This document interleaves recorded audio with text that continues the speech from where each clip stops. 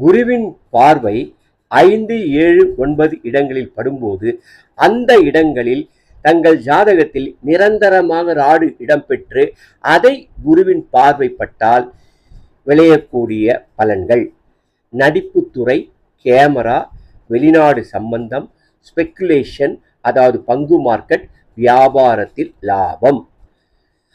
ராகு வெளிநாட்டு கிரகம் என்பதாலும் குரு பார்ப்பதால் வெளிநாட்டு யோகம் கிடைக்கும். அதே நேரத்தில் குருவும் ராகுவும் இணைந்து குரு தசை ராகு புத்தி நடந்தாலோ ராகு தசையில் குரு புத்தி நடந்தாலோ அவர்களில் நிச்சயம் வேலை மாற்றமோ வேலையை வேறு இடத்திற்கு ஷிஃப்ட் பண்ணி கொள்வதோ நடக்கும்.